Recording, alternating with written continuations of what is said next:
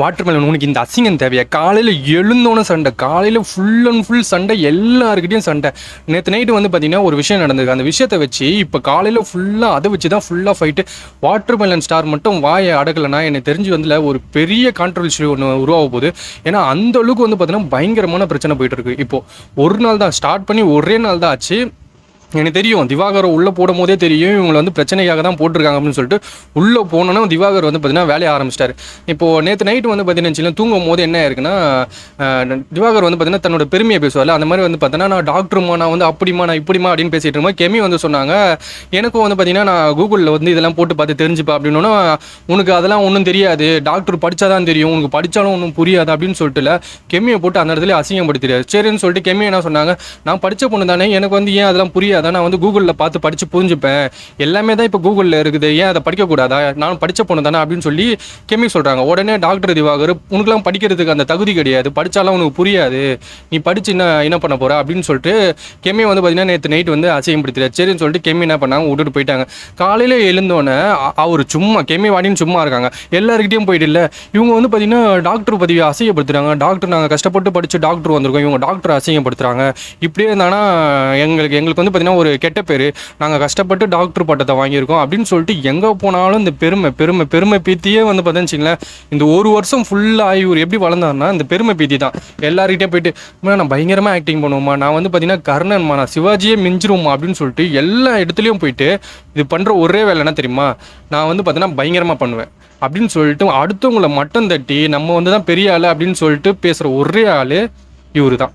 So இப்போ இந்த பிரச்சனை தான் வந்து பார்த்திங்கன்னா இப்போ இந்த வீட்டில் போயிட்டுருக்கு. எல்லாருமே வந்து பார்த்திங்கன்னா திவாகரை தான் எதிர்த்து பேசுகிறாங்க. ஆனால் இது எப்படி போகும்னா கொஞ்ச நாளுக்கு அப்புறம் எல்லாரும் சேர்ந்து ஒருத்தரை வந்து டார்கெட் பண்ணான்னு வச்சுக்கலாம், திவாகர் மேலே ஒரு சாஃப்ட் கார்னர் வந்து எல்லாரும் திவாகருக்கு சப்போர்ட் பண்ண ஆரம்பிச்சிருவாங்க. ஸோ அப்படி மட்டும் போயிடக்கூடாது. ஏன்னா திவாகர் வந்து வாயை மட்டும் கண்ட்ரோல் பண்ணலாம், இந்த சீசனில் எல்லா பிரச்சனையும் அவரால் தான் வரும். எனக்கு தெரிஞ்சில்ல இந்த சீசன் ஒன்று நல்லா போக போகுதுன்னா அது காரணம் திவாகரை தான் இருப்பார். ஏன்னா எல்லாருக்கிட்டையும் போயிட்டு பிரச்சனை.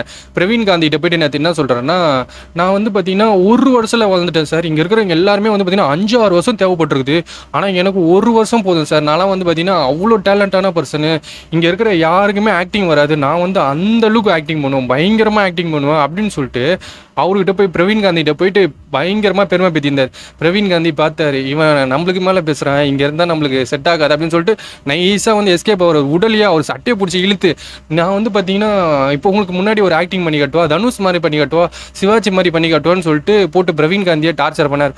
பிரவீன் காந்தியை நான் ஆளை உடுப்பா சாமின்னு சொல்லிட்டு போயிட்டார். அதுக்கப்புறம் அங்கேருந்து யோசிச்சிட்டே இருந்தார் யார்கிட்ட போய் அடுத்து யார்கிட்ட பேசலாம் அப்படின்னு சொல்லிட்டு. அதுக்கப்புறம் விக்ரம் இருக்கார்ல, அவர்கிட்ட போயிட்டு நான் வந்து பார்த்தீங்கன்னா வீட்டுக்குள்ளே வந்தோன்னே கர்ணனோட ஆக்டிங் என்கிட்ட ஒருத்தர் கேட்டார், துஷார் கேட்டார், அவர்கிட்ட பண்ணி காட்டினம்மா, எல்லாருமே வந்து பயங்கர ஃபேன் ஆகிட்டாங்கம்மா என் மேலே அப்படின்னு சொல்லிட்டு அங்கே ஒரு புழுக. எல்லாருக்கிட்டையும் போயிட்டு இவர் பண்ணுற ஒரே வேலை என்ன தெரியுமா, நான் வந்து பயங்கரமாக ஆக்டிங் பண்ணுவேன். இப்போ வந்து பார்த்தீங்கன்னா கர்னரில் கூட சிவாஜி அந்தளவுக்கு ஆக்டிங் பண்ணல, அவர் வந்து குண்டூசி குத்துனா மாதிரி தான் ஆக்டிங் பண்ணார். நான் வந்து பார்த்தீங்கன்னா ஈட்டியே குத்துனா மாதிரி ஆக்டிங் பண்ணுவோமா, எனக்கு அந்தளவுக்கு டேலண்ட் இருக்குமா, ஆனால் நான் இன்னும் நிறைய படம் நடிக்கணுமா அப்படின்னு சொல்லிட்டு அங்கே போயிட்டு வந்து விக்ரம் ஒரு பக்கம் சண்டை வலிச்சிட்டு இருக்காரு. எல்லாரும் சரி வேறு வழி இல்லை, நீ பேசுகிற வரைக்கும் பேசு அப்படின்னு சொல்லிட்டு வேறு வழி இல்லாமல் கேட்டுட்ருக்காங்க. எல்லாருக்கிட்டையும் போயிட்டு பிரச்சனை, காலையிலேருந்து வந்து பார்த்திங்கன்னா பிரச்சனை. ஸோ ஒரு சிலர் வந்து திவாகரை தெரியாதவங்க இருப்பாங்களே, அவர் எப்படி என்ன கேரக்டர், அவங்க மட்டும் போயிட்டு திவாகர்கிட்ட சரி விடுங்க இதெல்லாம் வேணாம், அவங்க தெரியாமல் பேசிட்டாங்க அப்படின்னு சொல்லிட்டு அவங்க ஒரு பக்கம் சண்டை போட்டுட்ருக்காங்க. இந்த பக்கம் கெமி வந்து ஏன் வந்து நான் படித்து தெரிஞ்சுக்க கூடாதா, ஏன் படித்தா தெரிஞ்சிக்கவே முடியாதா, நம்ம படித்து தானே நீங்கள் டாக்டர் ஆனீங்க, அப்போ நானும் படித்து இதை தெரிஞ்சுக்கிறேன் அப்படின்னு சொன்னால் அவர் வந்து என்ன சொல்கிறாரு, உன்னாலாம் படிச்சுலாம் தெரிஞ்சிக்க முடியாது, நீ அந்த அளவுக்கு வந்து பார்த்தீங்கன்னா தகுதி கிடையாது உனக்கு அப்படின்ற மாதிரி. அதுக்குள்ளேயே வந்து பார்த்தீங்கன்னா தகுதி லெவலுக்கு போயிட்டார், உனக்கு தகுதி கிடையாது, நீ இதை வந்து பேசுகிற அளவுக்கே உனக்கு தகுதி கிடையாது, நீ வேஸ்ட்டு, நீ மட்டும் அப்படின்ற மாதிரி. இவருக்கு தெரிஞ்ச ஒன்று என்ன தெரியுமா, அடுத்தவங்கள மட்டம் தட்டி நம்ம மேலே வரணும், தனுஷை மட்டம் தட்டி நம்ம மேலே வரணும், சிவாஜி மட்டம் தட்டி நம்ம மேலே, இந்த மாதிரி வந்து எல்லாரையும் மட்டம் தட்டி மேலே வர்றது தான் இவரோட வேலை. இன்றைக்கி ஃபுல் எபிசோட்லேயும் எனக்கு தெரிஞ்சு திவாகரை தான் வந்து காட்டுவாங்க. ஏன்னா அவ்வளோ சண்டை. ஃபஸ்ட்டு நாள் வந்து இன்றைக்கி தான் ஒரு நாள் ஆகுது. நைட்டு வந்து பார்த்திங்கன்னா எல்லாம் கொரட்டை விட்றீங்க, என்னால் நிம்மதியாகவே தூங்க முடியல, கொரட்டை விடாமல் தூங்குங்க அப்படின்னு சொல்லிட்டு அங்கே ஒரு பிரச்சனை. இந்த மாதிரி வந்து பார்த்திங்கன்னா எல்லாருக்கிட்டையும் பிரச்சனை.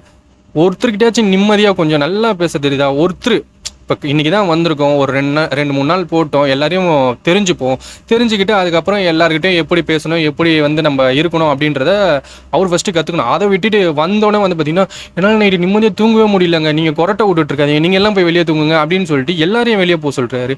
இந்த மாதிரி இப்படி ஒரு ஆளை வச்சுக்கிட்டு எப்படி வந்து பிக் பாஸ் வந்து அடுத்த 106 நாளைக்கு எனக்கு தெரிஞ்சு டெய்லி ஒரு சண்டை நடக்கும். அந்த டெய்லி ஒரு சண்டைக்கு காரணம் யாராக இருப்பார்னா திவாகரா தான் இருப்பார்.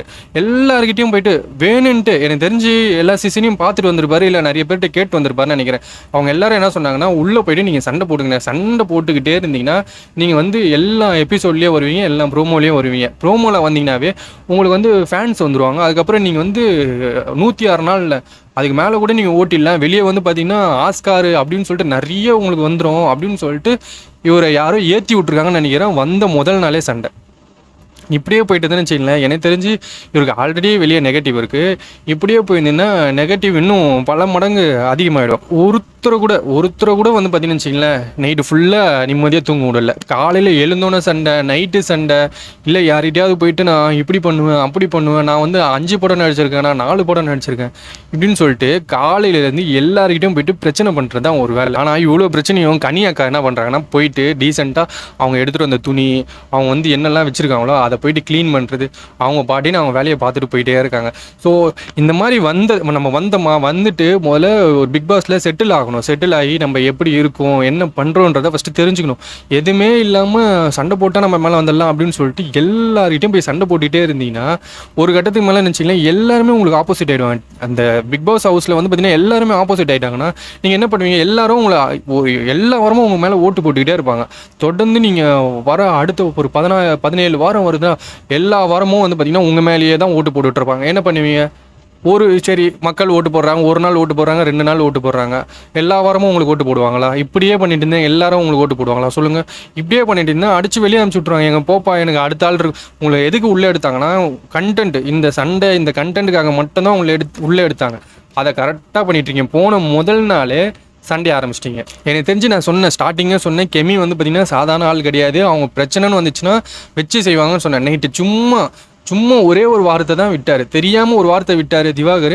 இந்த மாதிரி வந்து உன்னாலலாம் படிக்க முடியாதுன்னு சொன்ன ஒரு வாரத்தை காலையில் வந்து பார்த்திங்கன்னா கிட்டத்தட்ட 1.5 மணி நேரம் வந்து அந்த பிரச்சனை போயிருக்கு. ஸோ கெமி, விஜய் பார்வதி இவங்கக்கிட்ட வந்து பார்த்திங்கன்னா நீங்கள் பேசும்போது கொஞ்சம் மிஸ் ஆச்சுனாலும் வந்து வச்சுன்னு அவங்க ஸ்கோர் பண்ணிட்டு போயிடுவாங்க. அதுக்கப்புறம் வந்து திவாகர் வெளியே வந்து நீங்கள் ஓடுற மாதிரி இங்கே வந்துலாம் ஓடிட்டு இருக்க முடியாது. வெளியே போயிட்டு யாராவது தப்பாக ஒரு கேள்வி கேட்டாங்கன்னா ஓகேம்மா நான் போகிறேம்மா அப்படின்னு சொல்லிட்டு ஓடுவீங்க தெரியுமா, அந்த மாதிரி இங்கே நீங்கள் பண்ணவே முடியாது. அப்படி பண்ணின்னு வச்சிங்களேன் பிக் பாஸ் தலைமையிலே 2 தட்டி உட்காருப்பா அப்படின்னு சொல்லிட்டு அசிங்கப்படுத்தி விட்டுருவார். ஏன்னா நீங்கள் ஒரு இன்டர்வியூக்கும் போவீங்க, அங்கே வந்து உங்களுக்கு பிடிக்காத ஒரு கொஸ்டினை கேட்டால் ஓகேம்மா நான் போகிறேம்மா அப்படின்னு சொல்லிட்டு நீங்கள் போவீங்களா, அந்த வேலையை நீங்கள் பண்ணவே முடியாது. இங்கே பண்ணிங்கன்னா பிக் பாஸ் உங்களை வச்சு செஞ்சுருவார். அதனால் நீங்கள் எப்படியும் வந்து பார்த்தீங்கன்னா உள்ளே மாட்டிக்கிட்டீங்க.